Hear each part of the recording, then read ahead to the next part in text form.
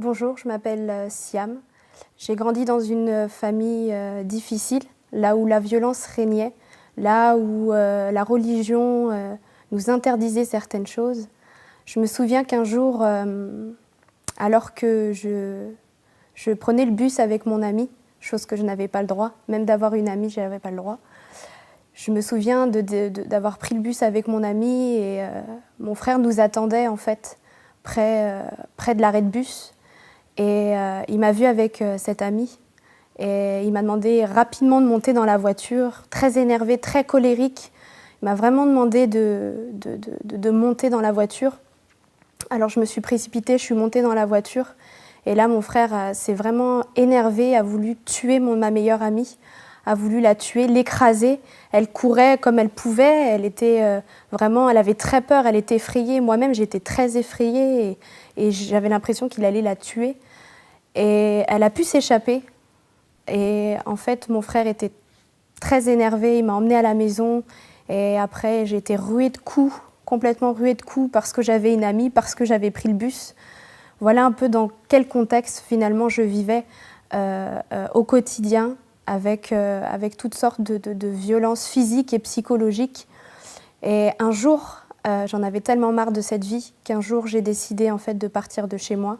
J'ai décidé de vouloir vivre ma vie, être libre. Et je suis allée voir l'assistante sociale du collège.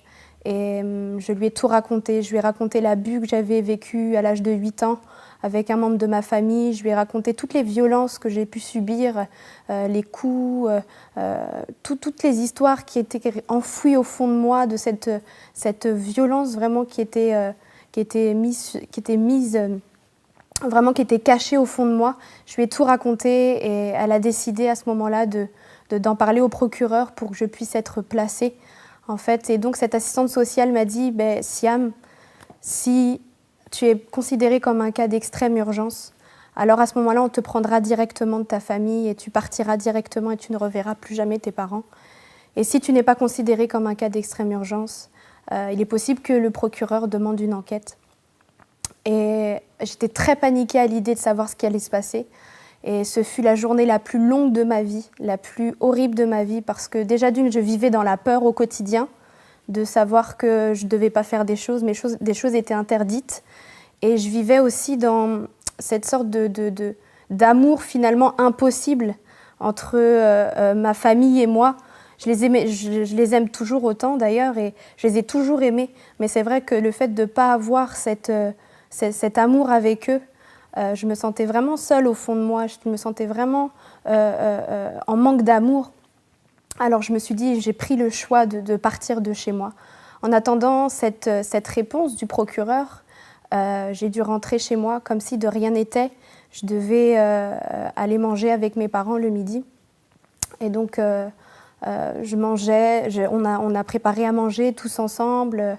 Et ce qui m'a fait plus mal, c'est qu'en regardant ma petite sœur et mon père, c'est que je me suis dit que j'allais plus jamais les revoir, que c'était la dernière fois que je les voyais,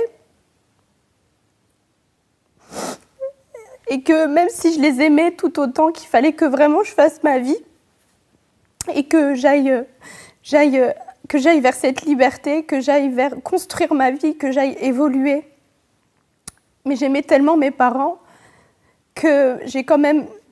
Je me suis dit, je ne peux plus faire machine arrière, c'est fini, je ne peux plus. Maintenant que j'ai commencé, je dois aller jusqu'au bout. Alors j'ai regardé mes parents, j'ai regardé ma sœur, puis je me suis dit, je vous aime, mais je dois y aller, je dois partir. C'était au fin fond de mon cœur, c'était mon secret. Mon père me regardait et me disait, mais t'es sûre que ça va, Siam? T'es sûre qu'il n'y a pas quelque chose qui ne va pas? Je lui disais, non, tout va bien, papa, c'est juste que j'ai un examen à faire. Et puis j'essayais d'inventer toutes sortes de choses pour pas qu'il puisse sentir qu'il y ait quelque chose. Et après, il m'a ramenée à l'école. Il s'est encore rassuré pour savoir si tout allait bien. Et je n'ai pas voulu le regarder. Je lui ai dit, oui, oui, papa, tout va bien. Et là, j'ai regardé droit devant moi. Et je me suis dit, là, il faut que j'y aille jusqu'au bout. Et donc, je suis allée voir l'assistante sociale. Elle me dit qu'elle n'a toujours pas de réponse.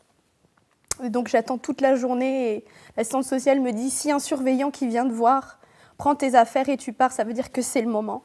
Et toute la journée, il y avait des surveillants qui passaient, mais ce n'était pas le moment à chaque fois. Alors je vivais toute cette journée dans cette angoisse, dans cette attente finalement de se dire quand est-ce que je vais partir. Les heures défilaient, la fin des cours était... La sonnerie des cours, la sonnerie qui déterminait la fin des cours a sonné. Et je me suis précipitée voir l'assistante sociale en lui disant « Mais il est 16h, mon père va venir me chercher, comment on fait? Qu'est-ce que je lui dis? Qu'est-ce que je lui explique ?» Et elle me dit « J'ai toujours pas de réponse du procureur parce qu'il a considéré ton cas comme un cas pas un cas d'extrême urgence et il voudrait vraiment en fait qu'il y ait une enquête de police qui soit faite et que tu repartes chez tes parents. » Et moi, je lui dis « Mais non, c'est pas possible, je vais m'enfuir, je vais partir. Je peux pas rester, c'est pas possible, je vais me faire tuer, c'est pas possible de rester chez moi dans ces conditions. » Et elle m'a dit « Laisse-moi une deuxième chance, laisse-moi une deuxième chance. » Alors que c'était la fin des cours bientôt, elle m'a dit « Laisse-moi une deuxième chance. » Donc elle réessaye. Et donc finalement, elle obtient finalement ce cas d'extrême urgence et la brigade des mineurs était censée venir pour venir me chercher, mais bon, il y a un laps de temps pour. Et dans cette attente-là, il fallait retenir mon père qui arrivait pour venir me chercher. Il fallait rassurer mon père. Et donc la CPE, ce jour-là, a rencontré mon père en lui disant « Voilà, votre fille est en examen, vous inquiétez pas si elle reste beaucoup plus longtemps que prévu, je pense qu'elle sortira vers 17h. » Alors mon père était dans cette attente-là, mais il sentait qu'il y avait quelque chose qui n'allait pas, alors il est retourné à la maison. Et en attendant, nous, la brigade des mineurs de notre côté, mon père est revenu avec mes frères. Et mes frères sont venus avec des amis à eux. Et le collège où j'étais était implanté en plein cœur d'une cité. Et du coup, mon frère s'est senti comme un appel finalement de mon père qui lui disait « Je pense qu'il y a quelque chose qui ne va pas, peut-être qu'il faudrait que tu ramènes tes amis. » Et donc ils sont venus. Et donc on s'est caché avec l'assistante sociale sous un bureau en attendant la brigade des mineurs qui avait mis beaucoup de temps avant d'arriver. Et donc mes frères se sont énervés, ont tout cassé. Le proviseur a dû annoncer à mes parents que finalement j'avais été placée, que j'allais être retirée du foyer et qu'on allait me placer à la DAS. Et donc mon père s'est énervé, mes frères se sont énervés et moi sous le bureau dans une salle j'entendais tout ce qui se passait. J'entendais mes frères crier, j'entendais ma mère crier, j'entendais les professeurs qui essayaient de temporiser, j'entendais tout ce qui se passait et moi je me disais mais c'est de ma faute tout ça, c'est pas possible et en même temps il faut que je parte. Et l'assistante sociale vraiment essayait de me consoler comme elle pouvait, elle essayait de me rassurer. Et j'ai dû ensuite, par la suite, pour me protéger, donc il y a la prof de français qui arrive dans cette salle et elle a dû échanger des vêtements, des habits avec moi en me disant « Voilà, il faut que tu échanges des habits avec moi pour pas qu'on te reconnaisse dans la rue parce qu'il y a beaucoup de monde, parce que la police arrive et je ne sais pas combien de voitures ils étaient d'ailleurs ce jour-là, mais il y avait pas mal de voitures et il faut vraiment qu'on échange des habits pour qu'on puisse te faire sortir parce qu'il y a beaucoup trop de monde dehors. » Alors j'échange quelques habits. Jamais un jour j'aurais cru changer des habits avec ma prof de français et je l'ai quand même fait. Et la prof de français était très tremblante et je l'entendais parler dire ils ont cassé des côtes à un professeur, ils ont cassé le nez à un autre professeur et moi j'étais terrorisée de ce qui allait m'arriver. Je me suis dit mais qu'est-ce qui se passe? Ça se trouve on va jamais pouvoir arrêter mes frères, ils vont quand même me retrouver, ils vont quand même vouloir me frapper et puis l'assistante sociale m'a dit non t'inquiète pas, on va te sortir de là. Et à partir de ce moment-là, on m'a sortie du collège, on m'a ramenée au commissariat, on a fait des dépositions. Et le soir, très très tard, je me suis retrouvée dans un foyer. Et là, je me sentais la plus seule au monde, la plus désespérée au monde. J'étais mal au fond de moi, j'avais cet amour qui me manquait de mon père et de ma mère. Mais pour moi, je n'avais pas le choix. J'étais face, comme je le disais, à cet amour qui était impossible pour moi. Un amour familial impossible, je ne sais même pas si ça existe. Si la preuve que ça existe, mais j'étais vraiment face à cette solitude qui était en face de moi et j'avais très peur de ce qui allait se passer de l'extérieur, du monde et je me suis dit, je vais quand même aller jusqu'au bout, je vais faire ma vie. Déjà toute petite, je rêvais d'un équilibre de vie, je rêvais de pouvoir vivre ma vie et c'était vraiment ce que je désirais. Au fur et à mesure des années, J'ai fait beaucoup de foyers, de familles d'accueil et un jour j'ai décidé de vouloir me suicider après avoir testé l'alcool, après avoir essayé de fumer du cannabis, après avoir vouloir séduire certains hommes parce que j'étais en manque d'amour au fond de moi. J'ai décidé de vouloir me tuer, j'ai décidé de me suicider et il y avait une route, une sorte d'autoroute qui était là en face de ce foyer et j'ai voulu m'adresser à Dieu et j'ai crié à Dieu vraiment de tout mon cœur et je lui ai dit, parce que j'avais quand même cet enseignement, cette base que Dieu m'avait donnée, que mes parents m'avaient donnée et j'ai vraiment crié à Dieu et j'ai dit, toi là-haut, si tu existes vraiment, fais quelque chose pour moi. Je ne sais pas s'il faut être musulmane, je ne sais pas s'il faut être chrétienne, mais si tu existes vraiment, fais quelque chose pour ma vie.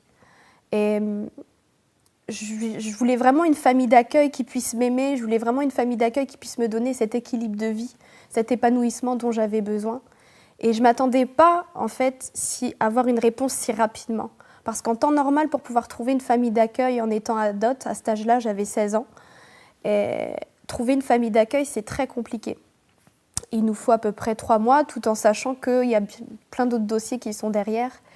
Et moi, en 2 jours, c'était fait. En 2 jours, j'ai eu un coup de téléphone en fait, d'une association qui disait qu'il y avait une place pour moi, alors qu'il y en avait plein d'autres derrière.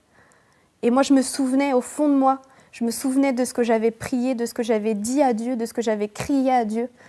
Et le week-end qui a suivi, je me suis retrouvée en fait, avec une famille d'accueil. Alors, ils sont venus me chercher. Le week-end qui a suivi, je suis montée dans la voiture.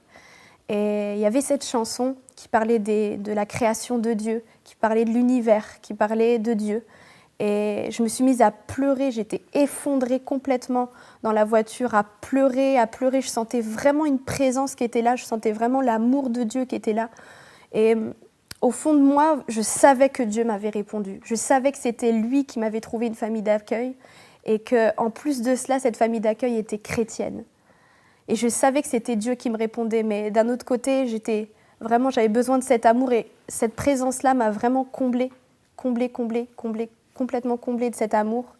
Et je regardais les cieux, je regardais la terre et je me disais comment moi, aussi petite que je suis, aussi grand est l'univers et Dieu s'est occupé de moi. Dieu a pris le temps de m'écouter, d'entendre mon cri et de dire je vais m'occuper de toi. Après, les années ont suivi et Dieu m'a vraiment parlé. Dieu a vraiment touché mon cœur, a vraiment comblé mon cœur. L'amour d'un père et d'une mère, je peux dire aujourd'hui que Dieu est mon père. Je peux dire aujourd'hui que Dieu m'a changé, que Dieu m'a délivré. Je n'ai plus peur, je n'ai plus ces frayeurs que j'avais autrefois. Je vis librement. Au fur et à mesure des années, vraiment, Dieu m'a vraiment touchée. Mais ce qui m'a le plus touchée, vraiment, ce qui m'a vraiment beaucoup plus, cette expérience que j'ai faite dans ma chambre, où Dieu m'a vraiment parlé. Je me suis dit que j'allais réessayer de parler comme je l'avais fait pour ma famille d'accueil, pour avoir une famille d'accueil, et je l'ai fait. Et à un moment donné, je me suis trouvée folle. Je me suis dit, je parle à un mur, je parle à un Dieu qui parle, parce que pour moi, c'était impossible que Dieu puisse parler. Et j'ai réessayé, j'ai prié, j'ai commencé à vouloir dire, à vouloir parler. Et puis après, j'ai arrêté. J'avais demandé une Bible en fait à ma famille d'accueil pour essayer de connaître, essayer de comprendre ce qu'ils vivaient. Et c'est comme si qu'une petite voix au fond de moi me disait « Va dans le psaume 143 ». Et alors, je suis allée voir dans le psaume 143 et à ce moment-là, ce que j'avais dit, ce que je venais de dire, c'était le psaume 143. Et là, je me suis vraiment effondrée dans ma chambre. J'ai vraiment été touchée par l'amour de Dieu. Et ensuite, par la suite, j'ai décidé de donner mon cœur à Jésus. Je savais que Dieu me parlait, je savais que Dieu avait quelque chose pour ma vie. Et j'ai décidé de rentrer pleinement dans les projets qu'il a formés sur ma vie. Et depuis, je suis libérée de tout fardeau, de toute frayeur. Je suis libre en Jésus. Et je peux dire aujourd'hui, merci Seigneur, merci de ce qu'il est venu vraiment transformer ma vie, me combler de cet amour d'un père et d'une mère. Je n'ai jamais manqué de l'amour d'un père et d'une mère. Dieu l'a toujours comblé. Dans les moments les plus difficiles, Dieu était là. Et vraiment, je décide aujourd'hui de rentrer pleinement dans les projets qu'il a formés sur ma vie, car lui seul connaît les projets qu'il a formés sur nous, projets de paix et non de malheur, afin de nous donner un avenir et de l'espérance.